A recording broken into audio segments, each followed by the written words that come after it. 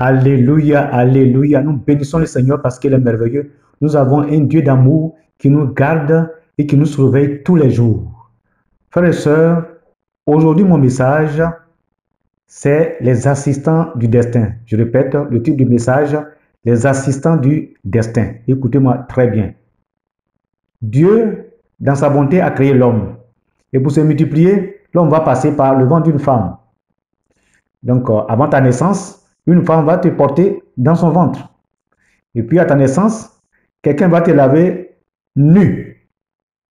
Et pendant ta vie sur terre, des gens vont s'occuper de ton éducation. Ils vont aussi te former pour avoir un travail. Toutes ces personnes sont des assistants de destinée. Dans sa solitude, l'homme va prendre une femme, ou la femme va prendre un homme. En un mot, c'est le mariage. Comme je le disais, toutes ces personnes sont des assistants du destin. Donc, Jésus, pour venir sur terre, a pris le ventre de la Vierge Marie pour sa naissance. Il a travaillé avec ses disciples. Il a aussi travaillé avec des gens choisis d'avance et positionnés pour l'aider. On va prendre ici un exemple dans Luc 22, à partir du verset 7. Le jour des pains sans levain, où l'on devait immoler la Pâque, arriva. Et Jésus envoya Pierre et Jean en disant, allez nous préparer la Pâque, afin que nous la mangions. Il lui dit, où veux-tu que nous la préparions? Il leur répondit, écoutez-moi très bien, il leur répondit, voici, quand vous serez entrés dans la ville, vous rencontrerez un homme portant une cruche d'eau. Suivez-le dans la maison où il entrera. Et vous direz au maître de la maison, le maître te dit, où est le lieu où je mangerai la Pâque avec mes disciples? Est-ce que vous comprenez? Et il vous montrera une grande chambre haute, meublée. C'est là que vous préparerez la Pâque. Il partit et trouvait les choses comme il leur avait dit et il préparait la Pâque. Alléluia. Frères et sœurs, puisqu'on parle de destin et de destinée, je vais essayer de définir ce que c'est que le destin. Je regarde dans le dictionnaire français, voici la définition. La première définition du mot destin. C'est puissance qui, selon certaines croyances, fixerait de façon irrévocable le cours des événements. La deuxième définition, ensemble des événements qui composent la vie d'un être humain, souvent considérés comme résultant de causes distinctes de sa volonté. C'est ce que le dictionnaire définit ici, le mot destin. Qu'en est-il du chrétien? Pour nous les chrétiens, quelle est la définition de notre destinée? Quelle définition on peut donner à notre destinée? Alors, on va lire ensemble un passage dans le psaume 33, verset 11. Je répète, psaume 33, verset 11. C'est très important, j'aime ce verset. Les desseins de l'Éternel subsistent à toujours et les projets de son cœur de génération en génération. Je répète, psaume 33, verset 11. Les desseins de l'Éternel subsistent à toujours et les projets de son cœur de génération en génération. Qu'est-ce que c'est qu'un dessein? Le dessein, c'est une idée que l'on forme d'exécuter quelque chose. C'est un projet, objectif, volonté de faire quelque chose. C'est le but qu'on a visé. Donc ici, frères et sœurs, il est dit ici que pour notre Dieu-là, ces desseins-là subsistent à toujours. Donc, le dessein de Dieu est notre destin. Je répète, le dessein de Dieu est notre destin. C'est-à-dire, quand Dieu décide, il exécute. Et personne dans l'univers ne peut enlever ou révoquer ce que Dieu a décidé pour toi. Le diable veut ou pas, c'est ce que le bon Dieu a décidé sur ta vie, qui s'accomplira toute ta vie sur terre. Très important. Examinons ensemble encore le verset qui suit. Dans Éphésiens 1, verset 11. On dit, en lui, nous sommes aussi devenus héritiers, ayant été prédestinés suivant la résolution de celui qui opère toutes choses d'après le conseil de sa volonté. Alléluia, alléluia. Donc ici, on parle ici de conseil. Voyez-vous, il dit, on a été prédestiné selon la résolution de celui qui opère toutes ces choses d'après le conseil. C'est-à-dire, on parle de conseil, c'est un ensemble. Le conseil, c'est un ensemble de personnes. Père, Fils, Saint-Esprit. Donc, frères et sœurs, tu ne nais pas par hasard. C'est un conseil de Dieu qui a décidé de t'amener sur terre. Est-ce que tu comprends? Tu ne t'as pas dit que tu vas naître. Non. C'est un conseil. Le conseil de Dieu qui décide que tu vas naître. Donc, c'est par décision. C'est par un conseil. Donc, ce n'est pas quelque chose ce n'est pas quelque chose, comment on appelle ça, ce n'est pas quelque chose de, de, de, de léger. C'est une grande décision qui a été prise pour toi, pour ta naissance. Bon, bien sûr, on est en Afrique. Certaines personnes, surtout en Afrique, portent des noms de fétiches. Et quand on leur demande, elles disent, mes parents étaient stériles et ils ont vu tel fétiche pour me mettre au monde. Cela existe dans tous les pays africains. Frères et sœurs, c'est faux. C'est un pur mensonge du diable. Jésus a dit dans Jean 8, 44, le diable est menteur et le père du mensonge. Donc si tu portes le nom d'un fétiche de ton pays, frère, sœur, ce n'est pas ce fétiche-là qui t'a fait venir au monde, c'est Dieu lui-même qui t'a fait venir au monde. C'est très important. C'est Dieu qui t'a fait venir au monde par un conseil. Donc, il y a un seul créateur qui est Dieu. Le diable ne crée rien. Donc, lève ta main droite et laisse-moi briser la puissance, voyez-vous, du nom que tu portes avant de continuer. Je répète, lève ta main. Je vais donc briser la puissance du nom que tu portes avant de continuer mon message. Seigneur, en cet instant précis, pendant que j'ai les paroles dans la bouche, je m'appuie sur deux versets. Je m'appuie sur deux versets pour libérer la personne qui a levé la main maintenant. Dans Luc 10, verset 19, je vous donne le pouvoir de marcher sur les serpents et les scorpions et sur toute la puissance de l'ennemi et rien ne pourra vous nuire. Et dans Matthieu 18, verset 18, il dit ceci, je vous le dis en vérité, tout ce que vous direz sur la terre sera lié dans le ciel, et tout ce que vous délirez sur la terre sera délié dans le ciel. Frères et sœurs, Dieu ne fait rien en dehors de ce qu'il a décidé pour toi. Donc je prie pour toi maintenant. Père, au nom de Jésus, je brise, j'anéantis, je détruis ces attaques et ces oppositions. Au nom de Jésus. Seigneur, ces personnes, Seigneur, qui ont la main levée, Seigneur, qui portent le nom de fétiche de son pays, je brise l'action de ce fétiche-là sur sa vie, j'anéantis l'action de ce fétiche sur sa vie, je paralyse l'action de ce fétiche sur sa vie, dans le nom de Jésus. Si, Seigneur, ce nom affecte la personne, à partir d'aujourd'hui, par le sang de Jésus, je fasse, Seigneur, mon Dieu, Père, les effets de ce fétiche-là sur sa vie, je brise, j'anéantis, je détruis et je paralyse ses activités dans le nom de Jésus de Nazareth. Frère, sœur, tu es libéré au nom de Jésus. Tu as été créé pour un but spécifique, donc tu ne mourras pas en chemin. Quel que soit ce que les médecins disent de toi, ce que ta santé, ce que les gens disent de toi, tu ne mourras pas en chemin. Pourquoi? Parce que c'est par un conseil que tu es venu sur terre. Ce n'est pas quelqu'un qui t'a venu sur terre, c'est par un conseil que tu es venu sur terre. Donc frère, comprends que c'est un conseil tenu au ciel qui t'a fait venir sur terre. Tu comprends? Sœur, comprends que c'est par un conseil tenu au ciel que Dieu t'a fait venir sur terre. C'est très important. Donc les desseins de Dieu sont irrévocables. Personne ne peut annuler ce que Dieu a décidé pour toi.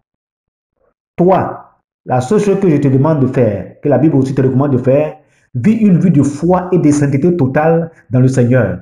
Enlève tes pieds et tes mains du péché et les desseins de Dieu s'accompliront dans ta vie. Voyez-vous.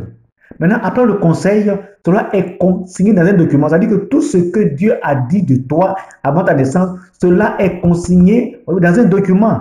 C'est très important. Vous savez, quand on lit la Bible, on a écrit, votre nom est écrit dans le livre de vie, ceci est écrit par-ci. Donc, tout est écrit. Chez Dieu, il n'y a rien de hasard.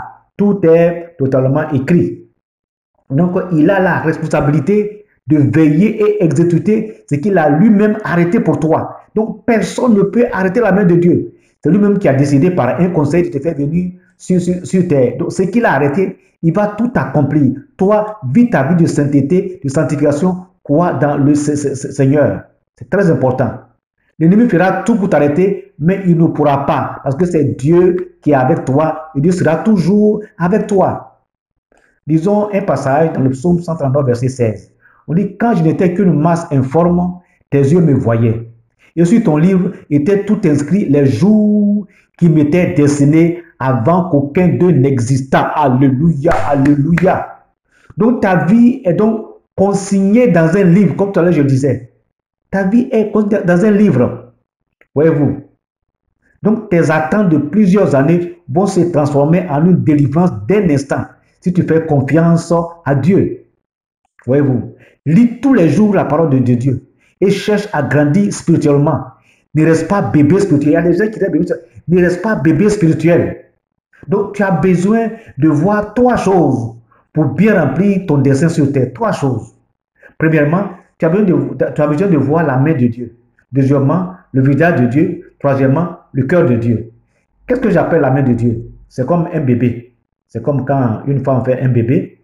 Le bébé, quand tu es encore bébé, le bébé, il n'a les yeux que sur la main et le sein et les seins de sa main.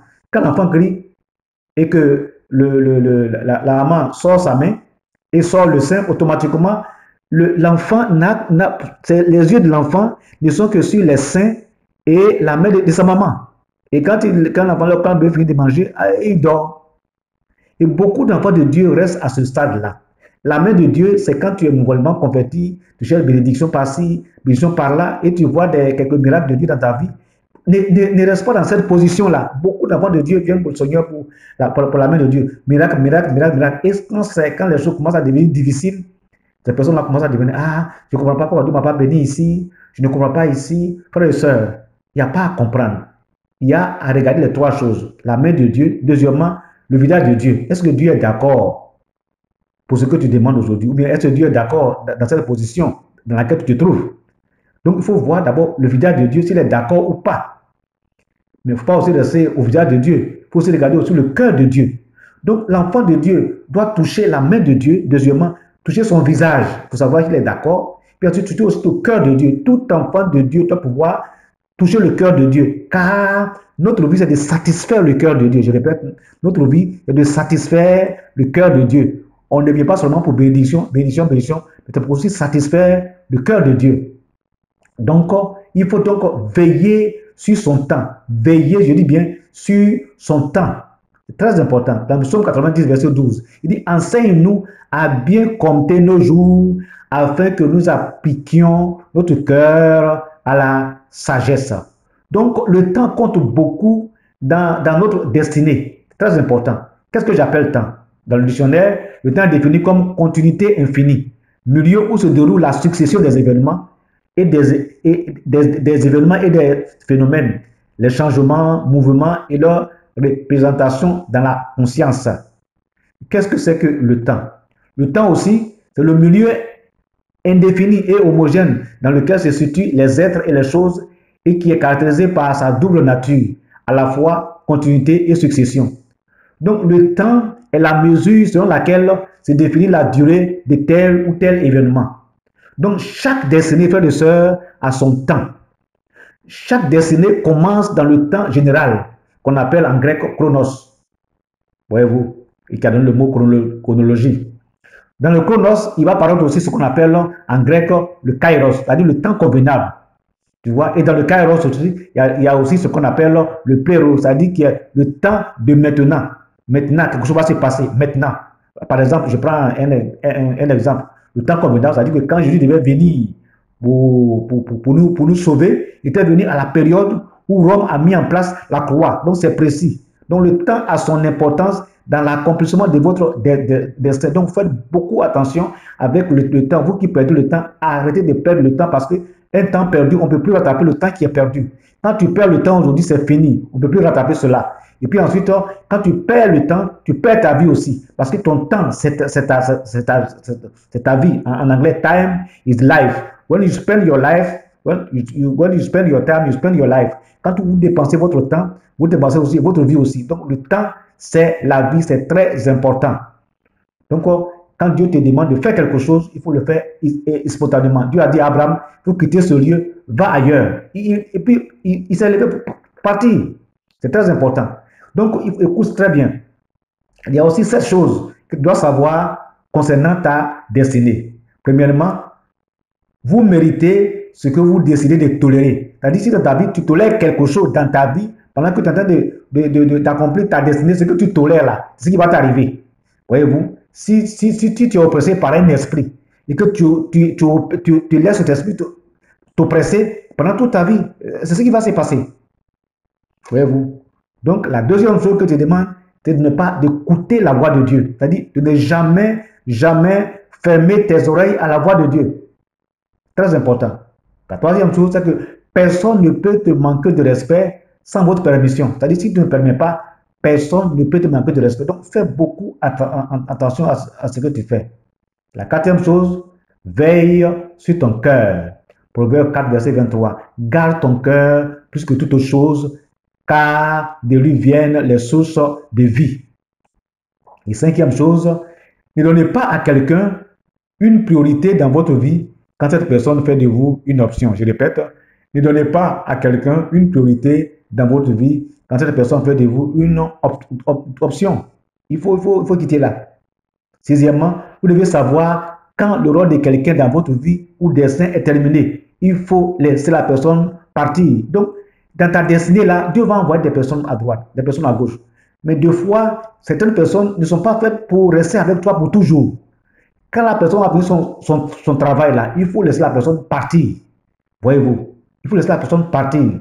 Dans 2 Corinthiens 6, verset 14, on dit, ne vous mettez pas avec des infidèles sous un joug étranger. Car quel rapport y a-t-il entre la justice et l'équité et l'iniquité? Ou qu'y a-t-il de commun entre la lumière et les ténèbres? Voyez-vous. Et la septième chose, écoutez-moi très bien, la septième chose, il y a 4 jours. Il y a les 4 jours les plus importants de votre vie. Je vais vous donner les 4 jours les plus importants de votre vie. Premièrement, le jour de ta naissance. Deuxièmement, le jour où vous avez rencontré Jésus-Christ. Troisièmement, le jour où tu découvres pourquoi tu es né. Et quatrièmement, le jour de votre mort. Donc, ces 4 jours-là sont très, très, très importants. Premièrement, le jour de ta naissance. Deuxièmement, le jour où vous avez rencontré Christ. Troisièmement, le jour où tu découvres pourquoi tu es né. Et quatrièmement, le jour de ta mort. Donc, entre le jour où tu es né et celui de ta mort, tu as besoin d'un assistant de destinée, d'une aide divine, voyez-vous, pour t'aider dans ta vie. C'est très, très important. Quelle que soit ton intelligence ou ta position, voyez-vous, personne ne peut produire un bébé seul. Tu as besoin d'un partenaire, quel que soit ce que tu es. Très important. Quelle que soit ton onction, quels que soient tes talents, tu as besoin toujours de quelqu'un pour t'aider dans l'accomplissement de ton destin. C'est pourquoi fais beaucoup attention autour de toi. Ce sont des personnes que Dieu a placées, voyez-vous, des personnes qui ont une position divine pour t'aider. Donc, pour accomplir ta destinée, tu as besoin de te connecter à des personnes que Dieu a positionnées pour t'aider. C'est très, très, très important. Voyez-vous. Donc, quand tu rencontres ton assistant de destinée, les choses bougent rapidement. Les choses bougent rapidement parce que ça va très fort. Alors, la question qu'on peut se poser, qui est cette aide, qui est l'aide divine ou cet assistant de destinée? Voyez-vous, qui est cet assistant de destinée là? Premièrement, c'est une personne désignée ou programmée par Dieu pour te mettre à un niveau supérieur. Deuxièmement, c'est une aide divine. Voilà, c'est l'aide divine, ça dit que c'est une aide divine et catalyseur pour l'accomplissement de ton destin. Troisième chose, c'est la personne préparée par le ciel pour te donner l'aide dont tu as besoin pour atteindre ton but. Quatrièmement, c'est quelqu'un qui joue un rôle important dans ta vie dans une période définie. Comme nous avons lu dans le texte de cinquièmement, comme on a lu dans le texte de Luc, de Luc 22, où le Seigneur va dire ceci. Il lui dit, où veux-tu que nous préparions la Pâque? Il leur dit, voici, quand vous serez entrés dans la ville, vous rencontrerez un homme portant une cruche d'eau. Suivez-le dans la maison où il entrera. Et vous direz au maître de la maison, le maître te dit, où est le lieu où je mangerai la Pâque avec mes disciples? Et il vous montrera une grande chambre haute, meublée. C'est là que vous préparerez la Pâque. Voyez-vous. Vous qui êtes distrait ou distraite, ça sera grave pour vous si vous manquez ce but-là. C'est très, très important. Vous ne devez pas manquer ce but-là parce que le Seigneur a dit, allez-y. Alors, le monsieur, il n'attend pas. Voyez-vous. Le monsieur, il n'a pas attendu.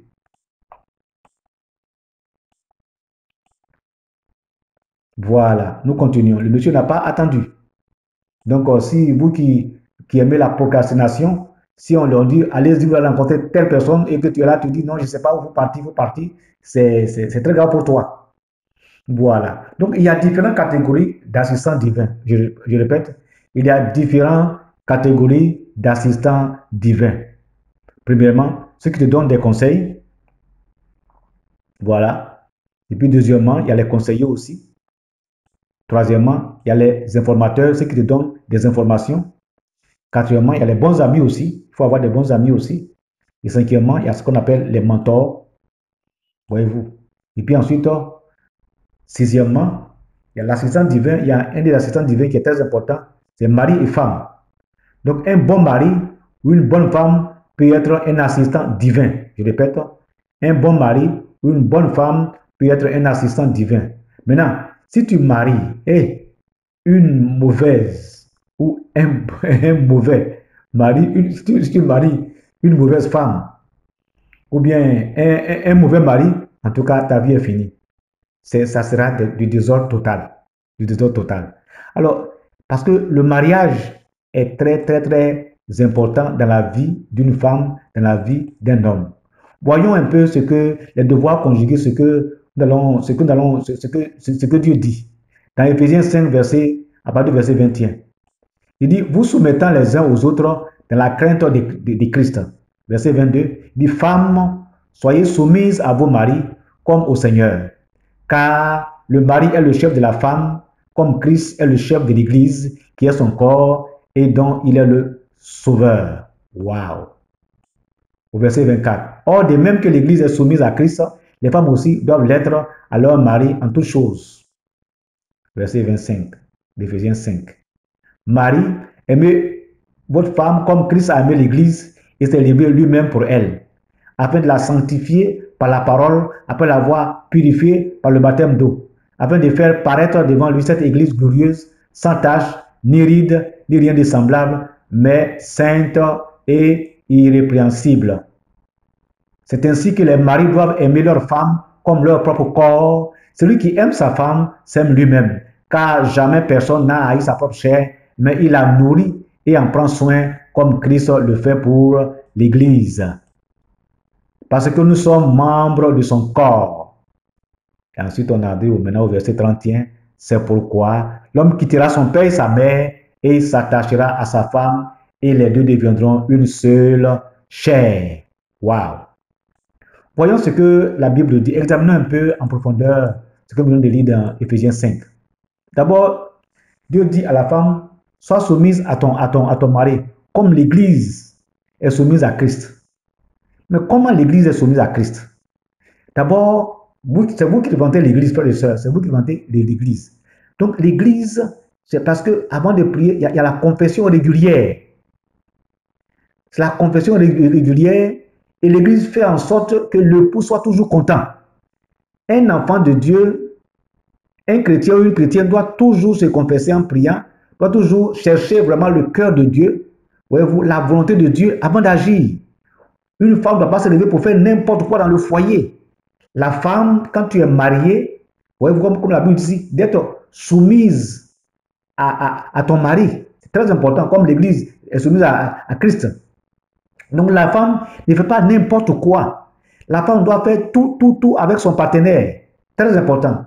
Donc l'Église qui demande la femme doit faire en sorte qu'il n'y ait pas de palabre entre les deux. C'est-à-dire qu'entre toi et ton mari, tu dois faire en sorte.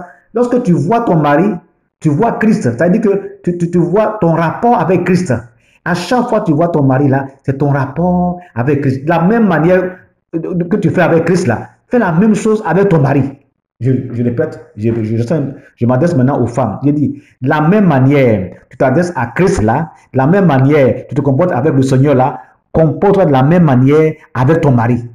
C'est-à-dire que tous les foyers sur la terre doivent réussir. Vraiment, si tu es chrétien, je répète, Si vraiment tu es une bonne chrétienne, ton foyer doit réussir. Parce que Dieu dit, ton rapport avec ton mari là, fais la même chose avec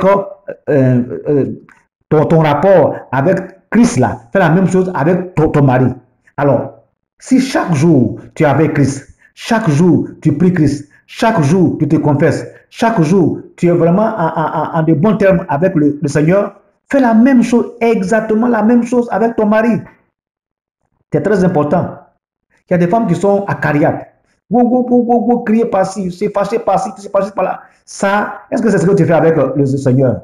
Hé, sœur, toi tu m'écoutes là. Et c'est comme ça que tu fais avec le Seigneur. Dieu dit, fais exactement la même chose. Dieu dit, toi femme là, ce que tu fais avec moi là, fais la même chose avec ton mari. C'est ce que ça signifie. Ce que tu fais avec Christ là, fais la même chose avec ton mari. Toi tu cries, et puis tu boudes ton mari. Est-ce que c'est ce que tu fais avec Christ? C'est pourquoi il faut te repentir. Je répète, il faut te repentir. C'est pas comme cela. Si ton rapport avec Christ est comme cela, c'est que tu n'es pas une chrétienne.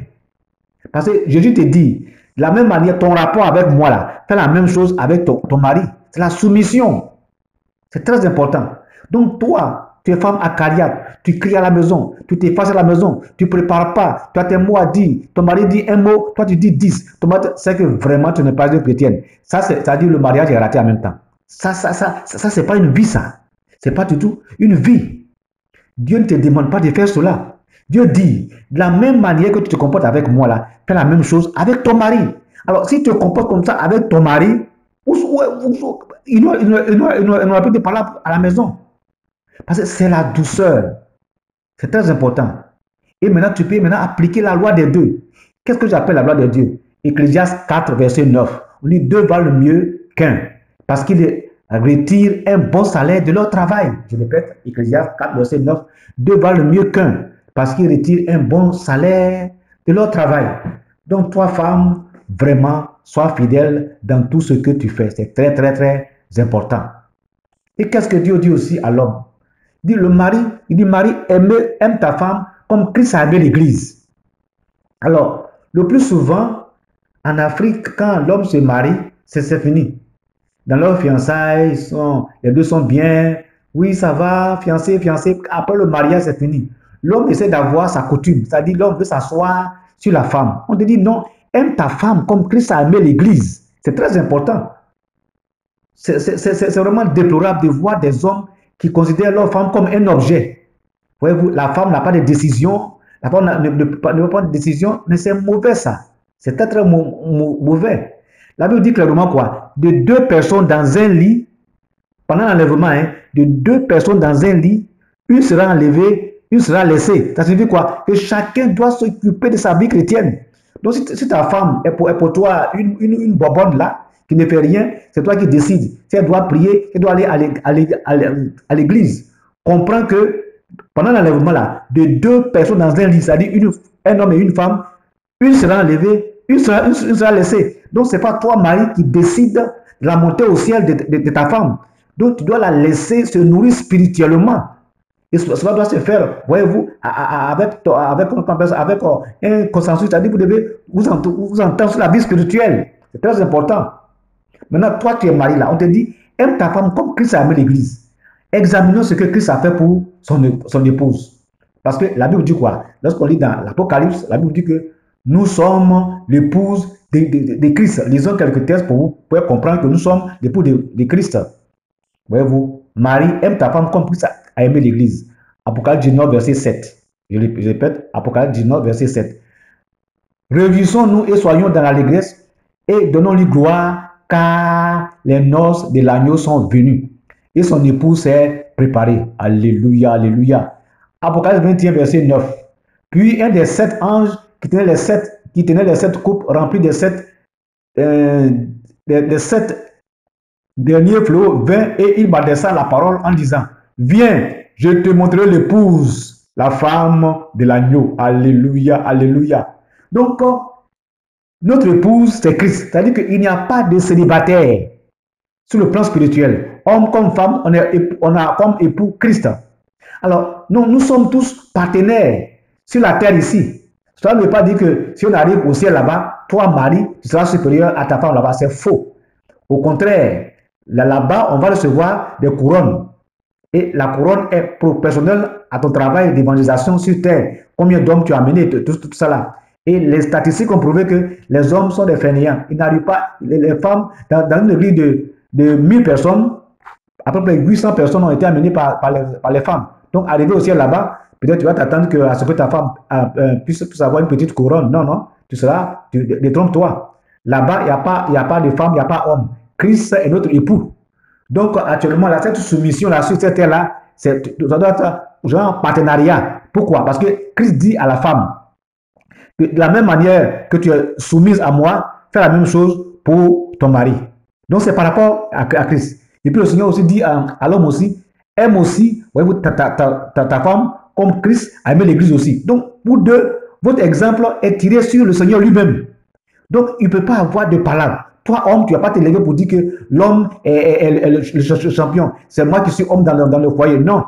Le jour de l'enlèvement, tu peux rester. Hein, parce qu'au ciel, là-bas, tu ne seras pas supérieur à ta femme. Beaucoup d'hommes pensent qu'arriver au ciel, là-bas, les hommes vont s'asseoir à la loi de Dieu. Et puis, la femme à gauche. Non. C'est faux. Voyez-vous, c'est très important. Donc, voici Christ qui meurt pour nous. Voyez, quand on aime, on meurt pour sa femme. Christ meurt pour nous. Deuxièmement, voyez-vous, il vient en nous dans 1 Corinthiens 6:19. Dit, votre corps est le temple de l'Esprit. Donc, il vient même habiter dans l'épouse. Je répète, Christ vient habiter dans l'épouse. Je répète, l'époux vient habiter dans l'épouse pour lui donner la force et la capacité de vivre une vie chrétienne victorieuse. Donc, Christ n'est pas en dehors. C'est-à-dire, notre époux n'est pas en dehors de nous, il est en nous. C'est-à-dire qu'il nous donne la force. Et Dieu te dit, aime ta femme comme Christ a aimé l'Église. C'est-à-dire, fais tout pour qu'il y ait du succès dans ton foyer. Il y a des hommes qui disent, ma femme, je ne comprends pas ma femme, je n'arrive pas à comprendre. Elle est ceci, elle est cela, elle est comment? Est-ce que vraiment tu aimes ta femme comme Christ a aimé l'Église? Parce que toi-même, tu n'es pas mort. Toi-même, tout ce qu'on dit, ça te fait mal aussi. C'est pas ça. Quand Christ est avec nous, il ne nous rejette pas. Il est avec nous. Il marche avec nous. Il a un amour total pour nous. L'amour de Christ pour nous est total. Son affection est totale. Dans Romains 8, verset 38 à 39, dit, car j'ai l'assurance que ni la mort, ni la vie, ni les anges, ni les dominations, ni les choses présentes, ni les choses à venir, ni les puissances, ni la hauteur, ni la profondeur, ni aucune autre créature ne pourra nous séparer de l'amour de Dieu manifesté en Jésus-Christ. Alléluia, alléluia. Donc Christ est avec nous. Il marche avec nous. Voyez-vous, c'est très important. Et quand on lit vraiment, Seigneur merveilleux, dans Jean 15, il dit, je suis le sceptre, vous êtes le sarment. Ça signifie quoi? Il dit qu'il a le tronc, nous sommes la branche. Waouh, ça c'est l'époux ça. Frère, écoute-moi très bien, c'est pour toi, pour tout ça là. Il dit, aime ta femme comme Christ a aimé l'Église. Je suis en train de citer ce que Christ a fait pour son épouse. Fais la même chose pour ta femme aussi. Il ne peut pas avoir palabre là-bas. Donc il dit, il est le tronc et nous sommes la branche. Dites-moi, si le tronc s'assoit sur une chaise, où seront les branches? Les branches sont la même chaise aussi. Voici pourquoi, frères et sœurs, il a dit ceci, écoutez-moi très bien. Il a dit ceci, dans Romains 8, verset 17. Or, si nous sommes enfants, nous sommes aussi héritiers. Héritiers de Dieu et co-héritiers de Christ. Si toutefois nous souffrons avec lui, afin d'être glorifiés avec lui. Donc, frères et sœurs, nous sommes co-héritiers avec notre époux. C'est très important. Nous sommes co-héritiers avec Christ. Et Dieu dit, fais la même chose avec ta femme. C'est-à-dire, restez ensemble, vivez ensemble, faites tout ensemble, qu'il n'y ait pas de palabres entre vous. Car ta femme aussi représente aussi, voyez-vous, ton assistant de destinée. Je répète, ta femme représente un des plus grands assistants de ta destinée sur terre. Cela est très important. Maintenant, regardez, même Jésus est parti encore plus fort. À la résurrection de Jésus. Voyez-vous, l'on est parti au ciel, lorsqu'on lit dans Jean 21, on dit le matin, Jean 21, le matin étant venu, Jésus se trouva sur le rivage, mais les disciples ne savaient pas que c'était Jésus. Jésus leur dit, enfants, n'avez-vous rien à manger? Il lui dit non. Lorsqu'il fut descendu à terre, verset 9, il vit là des charbons allumés, du poisson dessus et du pain. Jésus leur dit, venez manger. Et aucun des disciples n'osait lui demander qui es-tu, sachant que c'était le Seigneur. C'est-à-dire que même notre époux, Jésus, après la résurrection, qu'est-ce qu'il a fait? Frère et soeur, il a préparé. C'est-à-dire que ce n'est pas vrai. C'est-à-dire pendant qu'il était sur terre, avant sa mort et sa résurrection, il a multiplié les pains. Maintenant, là, après sa résurrection, les disciples ont trouvé quoi? Ont trouvé, voyez-vous, quand ils sont levés, voyez-vous, il dit, lorsqu'il fut descendu, il vit là des charbons allumés, des poissons dessus. Dieu a préparé, Jésus a préparé la cuisine. Après sa résurrection. Waouh! C'est ça, notre époux. Voici comment un époux doit aimer sa femme. Voyez-vous? Donc, Christ s'est donné pour nous. Donc, Dieu dit la même chose à la femme aussi, à l'homme aussi. C'est très important, car ta femme, c'est ton assistant de destinée. Ton mari aussi, femme, c'est un assistant de destinée. Donc, toujours, dans les différentes catégories d'assistants de destinée, il y a les partenaires aussi qui prient avec toi, qui sont aussi assistants aussi. Il y a des gens aussi qui sont avec toi, tes pasteurs. Il y a les anges de Dieu aussi qui peuvent être aussi ton assistant de destinée aussi. Toutes ces personnes-là. Ouais, donc, je prie pour que Dieu te montre ces personnes qu'il a placées sur ton chemin au nom de Jésus. Pour que tu puisses la rencontrer pour pouvoir accomplir ta destinée sur terre. C'est très, très important. Mais parfois, Satan aussi attaque les assistants de destinée. Il arrive que Satan attaque les assistants de destinée. C'est-à-dire, il essaie de les mélanger. Des personnes qui doivent t'aider, Satan va tout faire pour essayer de t'enlever ces personnes-là. C'est pourquoi fais beaucoup attention. Il y a des personnes que Dieu a déjà placées sur ton chemin pour t'aider et Satan va venir mettre de n'importe quoi. C'est donc pourquoi il faut veiller sur ton comportement. Toi, tu te fâches n'importe comment avec n'importe qui. On ne sait pas qui est ton assistant de destinée. Parce que des fois, on te dit quelque chose, au lieu de il faut réfléchir, ne te fâche jamais. Quand tu sors, que ce soit au travail, à la maison, un peu partout, dans les bus, dans les métros, dans n'importe quelle situation, dans n'importe quelle position tu te trouves au dehors, ne se fasse jamais. Car tu peux rencontrer un assistant de destinée sur ton chemin. C'est très important. Tu peux trouver un assistant de destinée sur ton chemin. Je prends par exemple un exemple. En Angleterre, il y a un monsieur qui était tombé dans l'eau. Et le monsieur a commencé à se noyer. Et puis, il y avait le fils d'un pauvre fermier. Voyez-vous, le fils du pauvre fermier, il a plongé dans l'eau pour aller aider le monsieur, pour faire sortir le monsieur. Voilà. Donc, comme il a fait sortir le monsieur, il dit, bon, écoute, moi, je vais te mettre à l'école. Et puis, il dit, ah, moi, je n'ai rien. Mes parents sont pauvres. Il dit, mais quand tu m'as sauvé, tu m'as sauvé, je suis tombé dans l'eau, tu es venu me sauver, tu es pauvre, ce n'est pas grave, je vais donc t'aider. Donc, il a aidé le monsieur, il a aidé jusqu'à le monsieur est sorti, il est devenu un grand docteur. Frères et sœurs, ce monsieur-là, il s'appelle Alex Fleming. C'est celui qui a inventé la pénicilline. Et plus tard, quand le monsieur lui-même était tombé malade, il avait des problèmes de poumons, c'est ce monsieur-là qui est venu le soigner.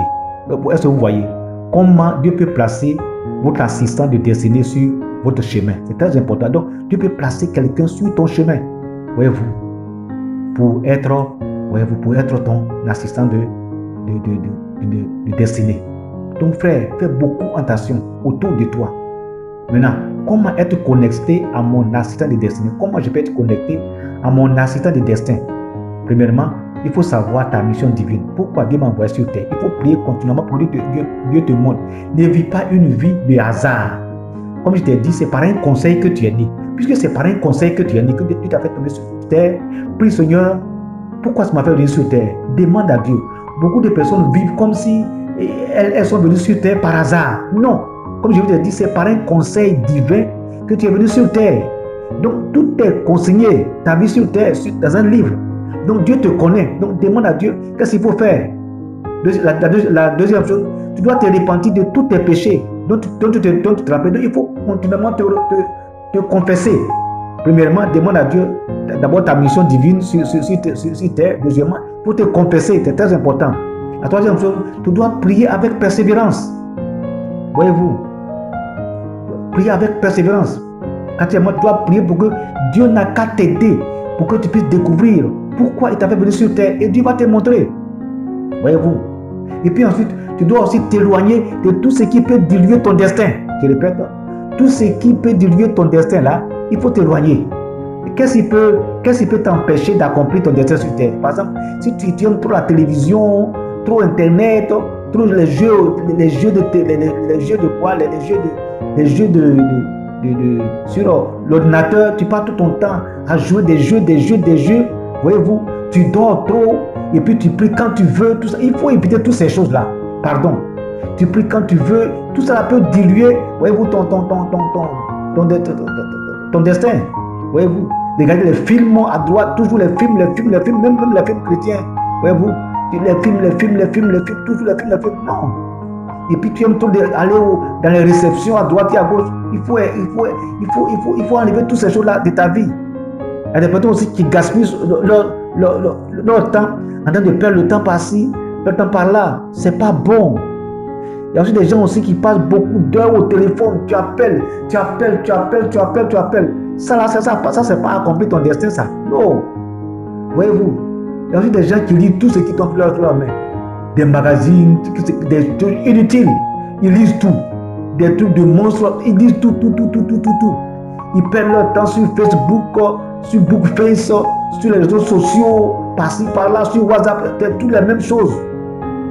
Et c'est sur ça, des fois, leur mari sur Facebook, leur femme sur Facebook. Maintenant, quand ils trouvent, quand ça ne marche pas maintenant, parce que le papier étudie leur caractère maintenant, qu'est-ce qui va se passer maintenant?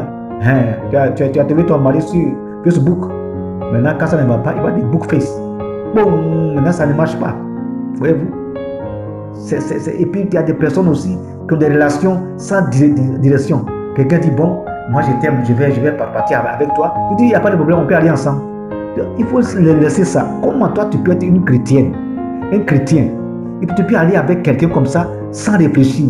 Il y a des lois, il faut suivre ce que la Bible dit. Toi, femme, tu es célibataire, homme, tu es célibataire. Tu ne peux pas aller rentrer en contact avec quelqu'un sans mariage.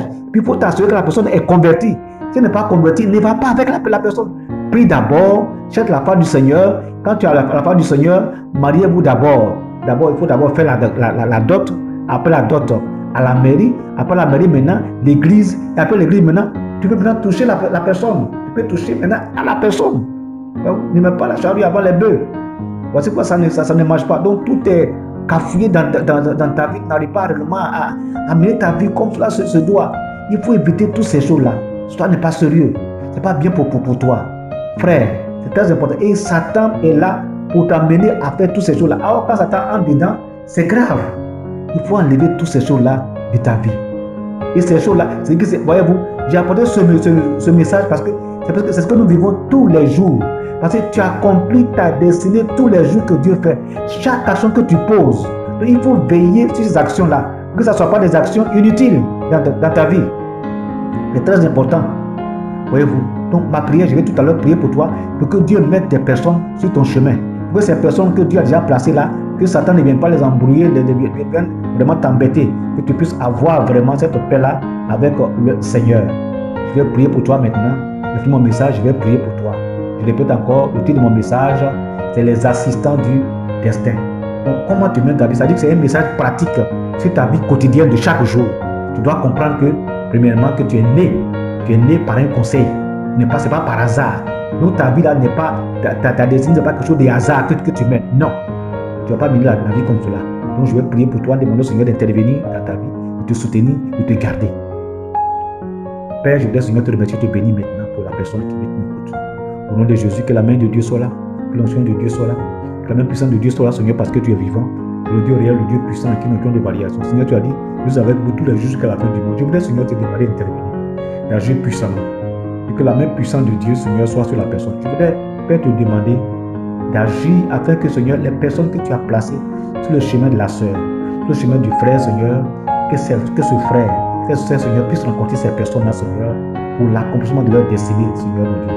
Agis avec force, agis avec puissance, que tout ce qui est opposition, tout ce qui est attaque, tout ce qui est trouble, Seigneur, soit brisé. Si Satan va venir semer la confusion, Seigneur, dans leur destinée, Seigneur, que cette confusion, Seigneur, soit brisée, soit anéantie par la main puissante de Dieu. Dans le nom de Jésus, Seigneur, agis, dirige-les, conduis-les, mets-les avec force, avec puissance. Papa, celles qui sont assises ou ceux qui sont assis et qui se demandent que tout est noir devant, que ça ne marche pas. Seigneur, tu as un plan pour tout un chacun de nous. Dans Jean 10, verset 10, tu as dit, le diable vient pour dérober, égorger, détruire. Toi, tu es venu pour tes brebis et la vie et qu'elle soit dans l'abondance. Papa, agis puissamment. Que l'abondance, Seigneur, soit dans la vie de ses frères, Seigneur, qui sont découragés, qui sont déprimés. Manifeste ta main puissante pour que leur destinée, Seigneur, ouvre, Seigneur, la porte. Parce que, Seigneur, le ciel est déjà ouvert, Seigneur, sur leur terre. Agis puissamment parce que tu es vivant. Bénis-les. Oui, avec force, avec puissance. Dans le nom de Jésus. Papa, certainement, pendant que je prie, certaines personnes ont des projets dans leur vie. Je demande comment ça va se passer.